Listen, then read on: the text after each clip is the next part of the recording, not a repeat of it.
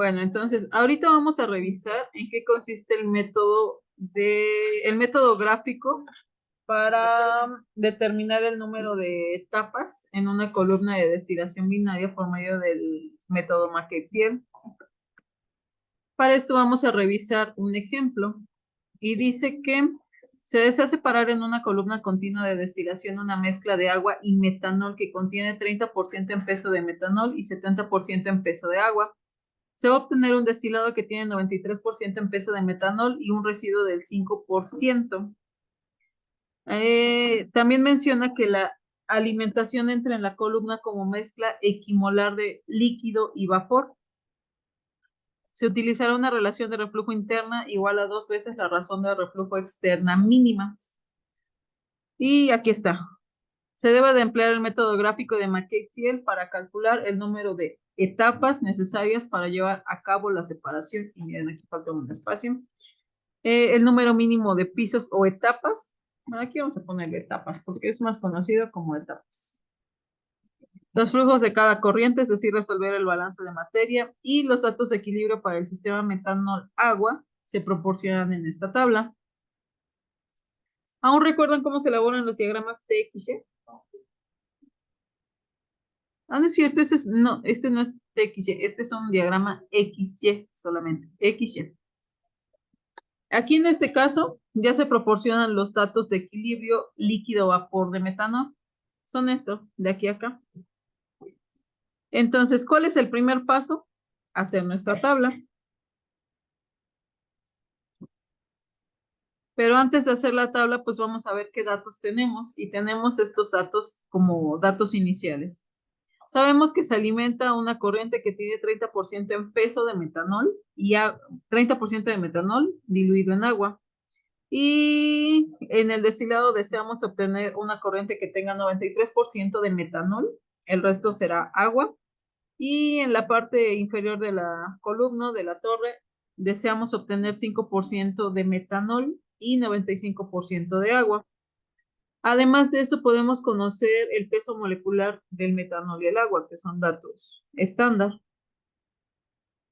Después tenemos como datos para la solución que Q es igual a 0.5. ¿Qué es Q? Es la calidad de la alimentación. ¿Qué es la calidad de la alimentación? La cantidad o la relación entre líquido y vapor que se alimenta. En este caso dice que se alimenta una mezcla equimolar. Ah, ¿dónde está? ¿Dónde está? ¿Dónde está? Aquí está. Se alimenta una mezcla equimolar de líquido y vapor. ¿Qué quiere decir con equimolar? Que tenemos 50% de líquido y 50% de vapor. Entonces, en este caso, eso es la calidad de la alimentación. Aquí está, Q. Después, conocemos las... A ver, aquí déjame ver.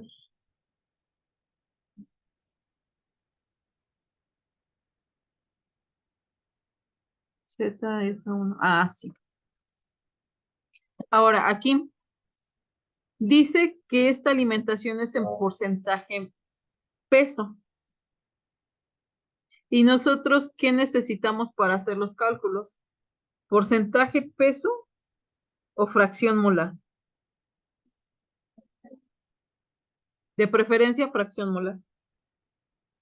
En este caso, para que se pueda resolver, necesitamos fracción molar. Así es que lo primero, o sea, sí debemos empezar obteniendo el gráfico XY, pero también necesitamos calcular las fracciones de alimentación, de destilado y de fondo. ¿Alguien sabe qué es el reflujo en una columna de destilación?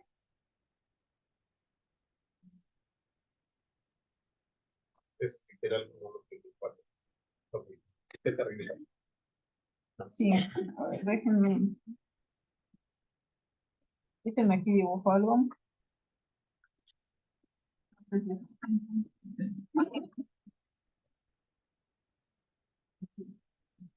Primero, una columna de destilación, como ya deben de saber de forma general, tiene una entrada y dos salidas. Nosotros aquí tendremos una alimentación. Esta alimentación puede ser totalmente líquida, puede ser solo vapor o puede ser una mezcla de ambas. ¿En qué afecta el hecho de que se alimente como líquido o vapor? Por ejemplo, en este caso se dice que se alimenta una mezcla equimolar una mezcla equimolar quiere decir que el 50% es líquido y se va al fondo, y que el otro 50% es vapor y tiende a irse a la parte superior. Ahora, aquí tenemos porcentaje peso, pero para fines de cálculo aquí en destilación nos conviene conocer los datos en fracción molar. Entonces, parte de lo primero que hay que hacer es convertir el porcentaje peso a porcentaje, perdón, a fracción molar, no es porcentaje, a fracción molar.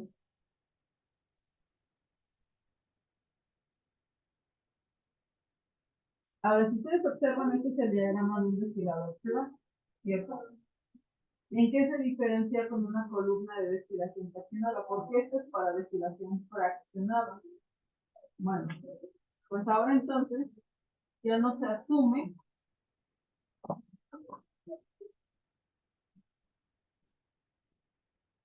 en la destilación se asume que todo lo que yo vaporizo, todo lo que obtengo en la parte superior, se recupera como producto. En una columna de destilación fraccionada ya no. ¿Por qué? Porque si yo hago eso, puedo obtener una calidad de separación muy baja. Por ejemplo, puedo obtener aquí solo el 70% del producto. Y lo que yo necesito es incrementar la pureza. Otra pregunta que esto yo esperaría que si lo supieran. ¿Cuál es el objetivo de una destilación? Bueno. Pero ¿y si quiero separar los componentes? ¿Por qué no pongo un separador?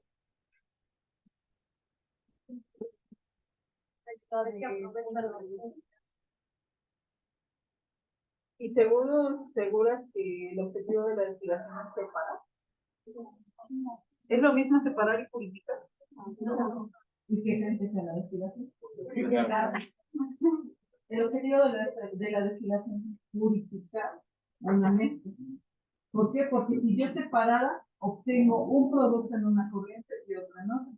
Y no, aquí sigo obteniendo una mezcla, pero ¿cuál es la diferencia?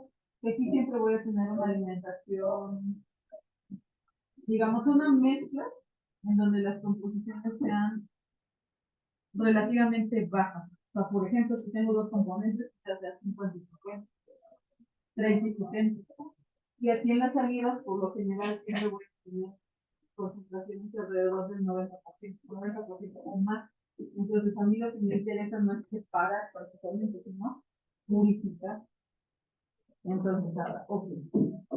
Si yo obtengo directa aquí la salida, obtendrá aproximadamente, no sé, supongamos un 70%, pero si yo no necesito ese 70%, si yo necesito que sea a lo mejor el 93% de pureza,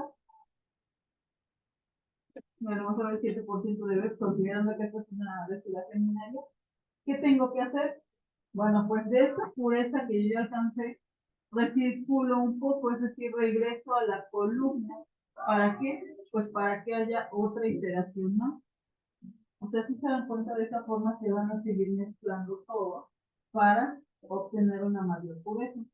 Entonces, aquí yo debo de tener un condensador. ¿Por qué? Obtengo vapores, necesito condensarlos para que regresen en forma de líquido a mi columna. Al tenerlo en forma de líquido, va a bajar. Ahora, aquí abajo también puedo recuperarlo directamente. Sí, sí puedo recuperarlo directamente, pero también el grado de pureza va a ser bajo. Entonces, ¿qué es lo que hago? Yo recirculo tanto en la parte superior como en la parte inferior. ¿Por qué? Porque aquí baja líquido, eso va a hacer que relativamente esta parte de la columna se enfríe. Por eso, los paso por un rehervidor. Lo que ya está aquí está líquido, entonces sale en forma líquida. Una parte la recupero y otra parte la recaliento y la regreso. De esa forma voy a tener nuevamente aquí una corriente de vapor que está subiendo. Entonces, al haber todas estas iteraciones, se logra un mayor grado de efecto. Ahora sí, entonces, lo primero que necesitamos es de preferencia trabajar con fracción molar. Después, saber cuánto voy a regresar. Lo que yo aquí regreso es R. Esto es el destilado. Estos son los fondos.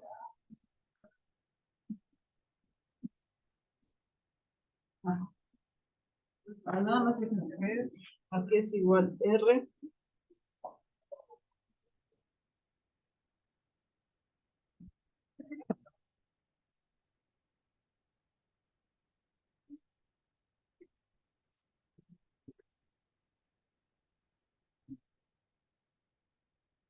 Eso por aquí lo tengo, pero la verdad no me acuerdo.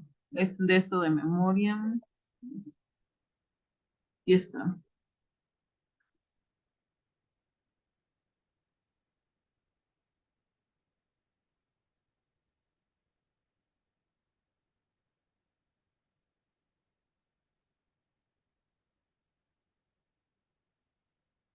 No, no. Ahorita vamos a hacerlas.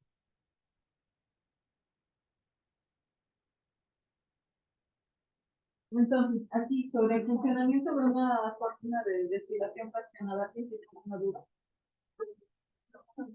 Esto es lo mínimo que hay que saber para que podamos pasar a los cálculos. Nada más déjenme borrar.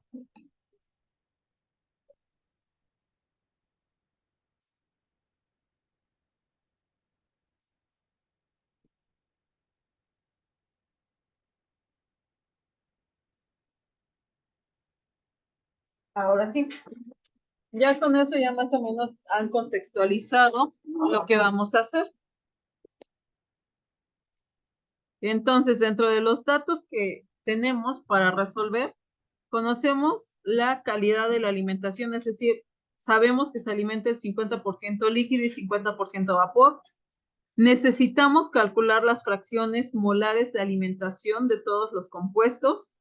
También se nos proporciona el valor de reflujo, porque aquí, respecto a la cantidad que se regresa a la columna de destilación, hay una cantidad mínima que se debe de regresar para que pueda operar la columna. Y hay una cantidad de reflujo real que es la, digamos, la que se ajusta para obtener la mayor pureza. Y pues respecto a todo lo que se va a estar manejando, en la alimentación vamos a tener dos componentes, el uno será el metanol y el dos el agua. ¿Qué es lo que debemos de calcular?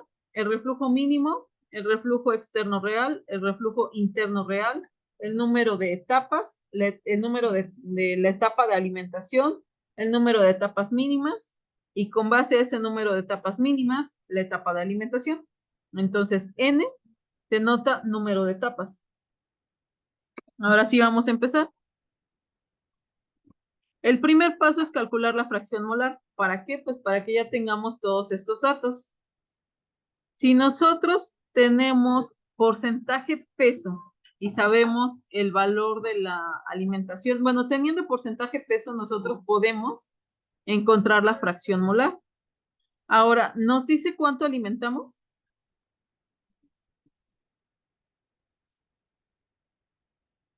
Da porcentajes peso, pero no nos dice cuánto alimentamos.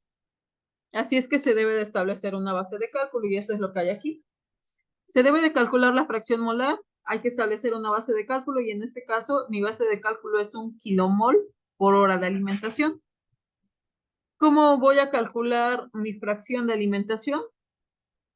Si recuerdan un poquito de balance de materia, esta sería la ecuación que debemos utilizar para calcular la fracción molar a la alimentación. Y esto es igual al porcentaje peso de A entre su respectivo peso molecular entre la sumatoria de el porcentaje peso entre el peso molecular de cada componente. En este caso tenemos dos componentes, así es que así se calcularía la fracción molar en este caso. Siguiendo la fórmula, esto es lo que me da, por eso es que ahí tengo también como datos adicionales el peso molecular. Puedo hacer lo mismo para el destilado y para los fondos. Debido a que tengo dos componentes, ¿por qué solo calculo el de uno? Porque el otro lo puedo sacar por diferencia. Entonces, una vez que calculé aquí, regreso de este lado a completar la información. El otro pues sería igual a 1 menos el porcentaje del primer componente. Ahí está. Ahora sí, ya tengo mis datos iniciales porque esos ya los puedo colocar o ya los puedo identificar en mi diagrama o colocar en la representación de la columna. Ahora, ¿con qué representación gráfica vamos a trabajar aquí? No vamos a trabajar con un dibujo de la columna, no. Nosotros vamos a trabajar con un diagrama XY. Vean, aquí está.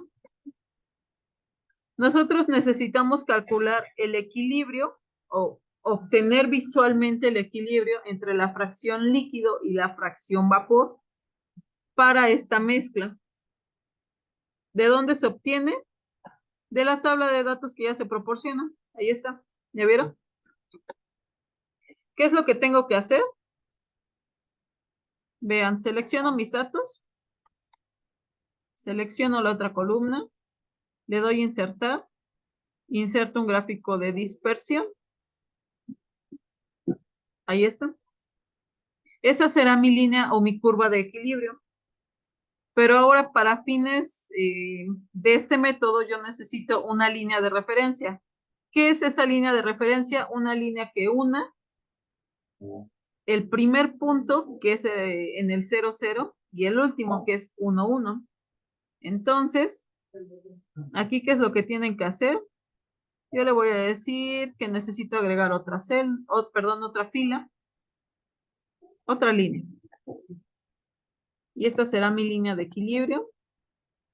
¿Y qué es lo único que voy a hacer? Pues le voy a decir que vaya desde el punto 1, 1 al punto 0, 0.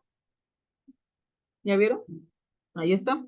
Ahora sí, este es el diagrama base con el que voy a empezar a trabajar y si observan, es exactamente el mismo que tengo aquí. Y ahí está. La línea azul representa el equilibrio líquido-vapor y la línea naranja es mi línea de referencia.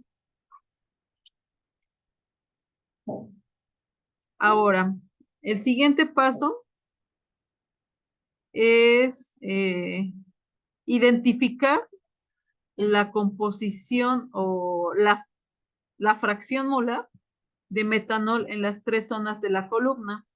Es decir, en la parte inferior de la columna, aquí está, digamos que la sección cercana a cero representa los fondos de la columna.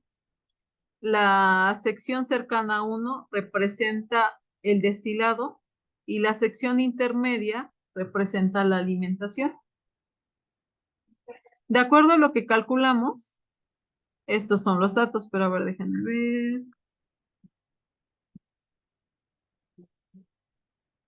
0.19, 0.88. Ajá, sí, ¿ya vieron? Tenemos una alimentación que tiene 19.42 kilomoles. Entonces, eso es lo que vamos a identificar acá. Ahora, ojo, ¿cómo lo vamos a identificar? Como hasta donde tengo entendido, como Sabriel igual les habrá explicado, para poder graficar necesitamos identificar las coordenadas ahí. Es decir, yo necesito aquí una línea que vaya desde 0.19, ¿cierto? Hasta intersectar aquí. Y yo aquí necesito una línea que vaya en 0.02. Y aquí una en 0.88. Ah, recuerdo, porque aquí no se ve. Entonces ahora, respecto al eje X, ¿en qué valor están? 0.2, 0.19, 0.88. Y respecto al eje Y,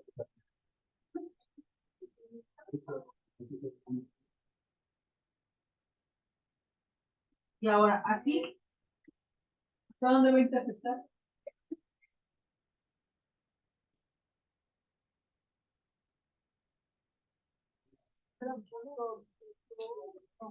.03.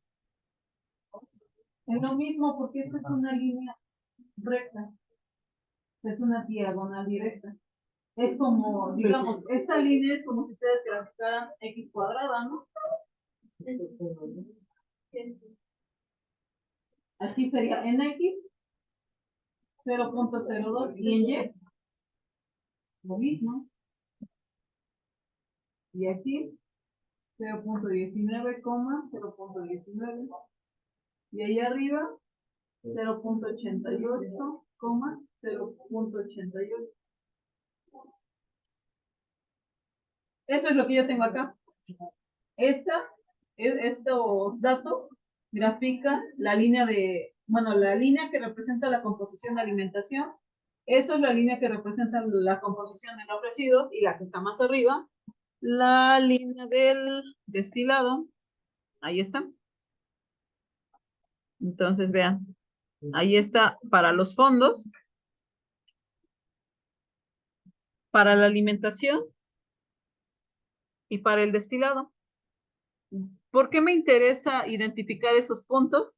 Bueno, pues porque aunque yo tenga mi diagrama de equilibrio que va desde el punto 00 hasta el punto 11, yo no puedo empezar a dibujar etapas desde aquí, desde el punto 11, porque mi compuesto a la salida, bueno, mi corriente de destilado no tiene una pureza del 100%. Así es que yo voy a empezar a graficar o a trazar etapas desde aquí. Cualquier línea que yo empiece a trazar debe de ser desde la composición de mi destilado hasta la composición de mis fondos. No puedo trazar ni más arriba ni más abajo. Después de que ya tengo mi diagrama de equilibrio con las composiciones de alimentación, de destilado y de fondos identificadas, debo de identificar la Q-line. ¿Qué es la Q-line? Aquí está, así se representa. Es la línea de operación, exactamente. Eso es lo que me va a decir cómo está operando mi columna. Ahora, ¿cómo se calcula? Pues se calcula con la ecuación de la pendiente y se calcula de forma gráfica. Esta ecuación de la pendiente toma esta forma para hacer el cálculo de M, en este caso.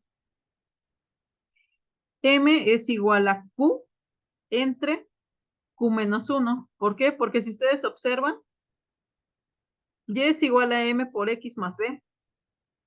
Si yo sustituyo con los datos de mi ejercicio, esta parte es M y esto es B.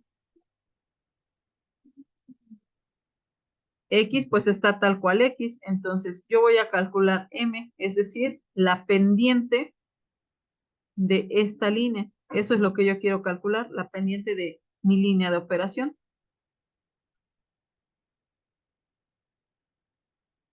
Sustituyo, vean, hace referencia a L5 y L5 es la calidad de la alimentación. Ahí está, ¿ya vieron? Es Q. Ahora entonces,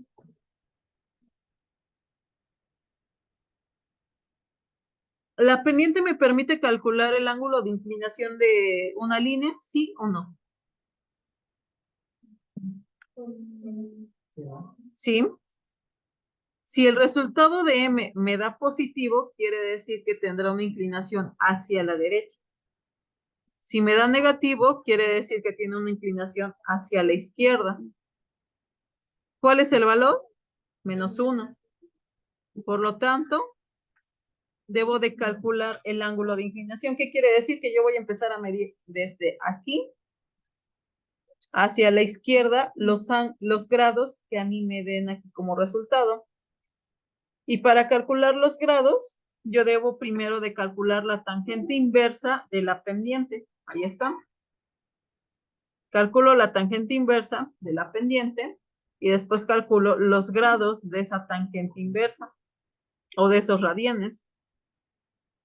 y obtengo que es de menos 45 grados. Entonces mido aquí, de acá hacia acá, menos 45 grados. Que si ustedes observan, bueno, aquí lo que yo hice es convertir estas celdas a dimensiones cuadradas. Vean, dice que es de 30 píxeles, entonces ustedes pueden venir aquí. Y si tengo 30 píxeles de ancho, perdón, de alto, puedo obtener también 30 píxeles de ancho. Aquí ya lo tengo 30 píxeles de alto. Aquí ya puse también 30 de ancho. Por lo tanto, una línea así me asegura que yo tenga 45 grados, ¿no? Sin necesidad de tener ahí un transportador. Entonces, básicamente puedo llevarme esta línea aquí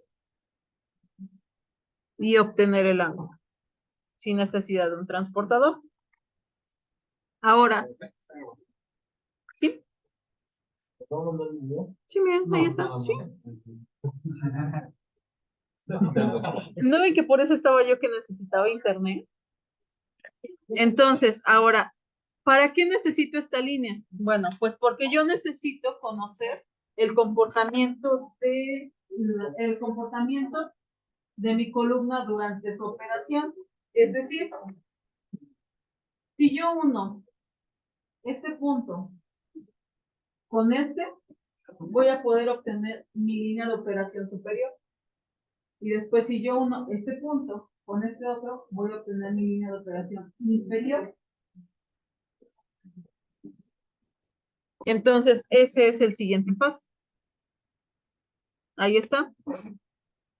Trazo mi línea de operación de la parte superior y mi línea de operación inferior. ¿Ya vieron? Aquí está. Ahí está. Ahora entonces, hasta ahí, digamos que hasta ahí ya está mi operación ideal. ¿A qué se refiere con la operación ideal? A que para que mi columna alcance esas condiciones, yo necesito un reflujo mínimo. Entonces, ¿cuál es el siguiente paso? Calcular la relación de reflujo mínimo. Y eso aquí está. Nuevamente, al tener líneas en un gráfico, puedo calcular la pendiente. Y si observan, nosotros ya habíamos utilizado M, ¿no? Ahí está. Bueno, pues ahora voy a utilizar B. Y B es igual a la composición del destilado entre R más 1.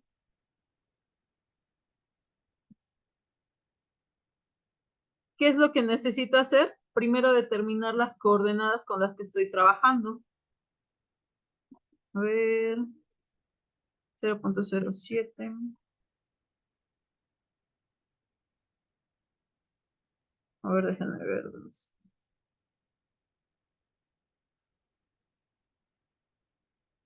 Ajá. Con base a lo que les expliqué, ¿en dónde tengo el reflujo? ¿En la parte superior o inferior de mi columna? Superior. Por lo tanto, para calcular aquí el reflujo mínimo o la pendiente que me permita, el valor que me permita calcular numéricamente el reflujo mínimo, necesito trabajar con los datos de la línea de operación superior. Entonces, con base a las coordenadas de mi línea va desde 0.88 hasta 0.07, 0.32. Es decir, estoy identificando este punto y este otro. Con estas coordenadas, yo calculo la pendiente. La pendiente con la forma general. Después, con base a esta parte de la ecuación, yo sé que M, aquí yo estoy calculando pendiente. Después también yo sé que M puede ser igual a esto. De ahí puedo despejar yo R. Obtengo el cálculo numérico y aquí puedo proponer un valor de R para que M sea el mismo valor que yo determine con mis coordenadas. Es decir, por ejemplo, Yo aquí le digo que será de 0.5, por ejemplo. Este valor es igual al que yo calculé. Entonces tengo que aplicar solver.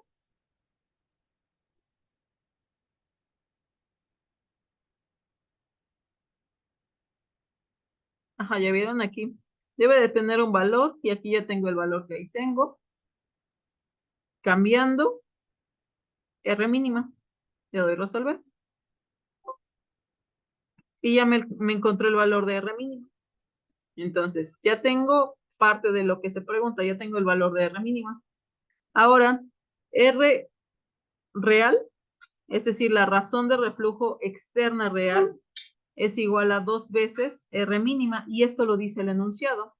Como ya tengo R mínima, pues solo lo multiplico por 2 y de esa forma obtengo el reflujo externo real, es decir, de lo que yo recupero, ¿cuánto estoy regresando? Después, debo de saber la razón de reflujo interna real. Bueno, ¿para qué queda más? Con base al diagrama, quedamos. Aquí es la parte superior de la columna.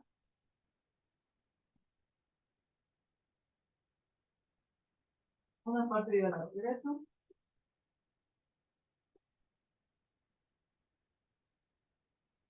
El reflujo externo real está aquí.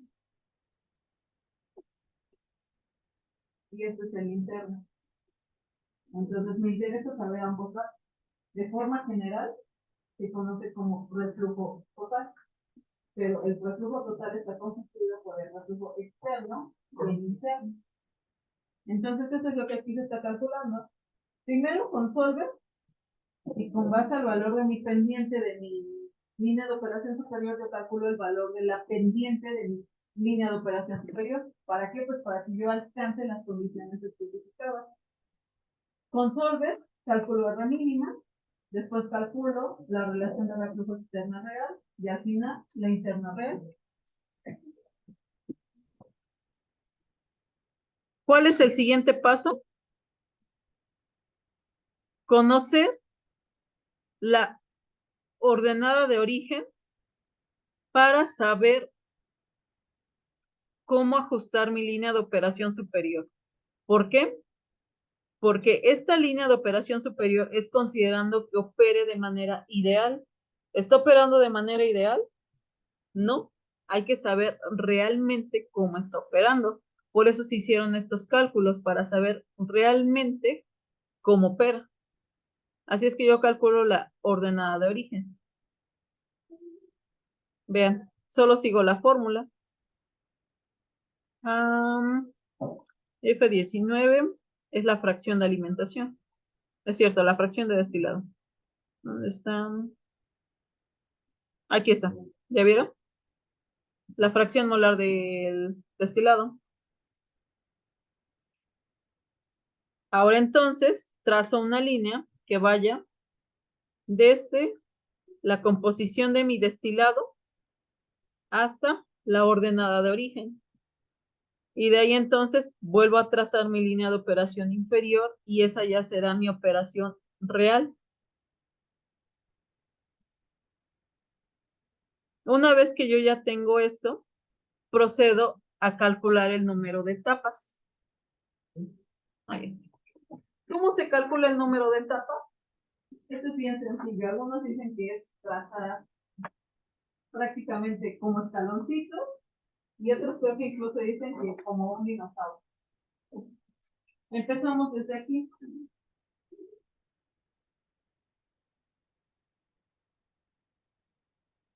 Este es el equilibrio, perdón, esta línea diagonal representa el balance y esta línea curva representa el equilibrio. Entonces mis etapas deben de estar tanto en equilibrio como en balance. Así que voy de mi balance al equilibrio, del equilibrio al balance. Pero ojo, respetando mi línea de operación. De nuevo, del balance, este es el balance ideal y este es el balance real. Equilibrio, balance,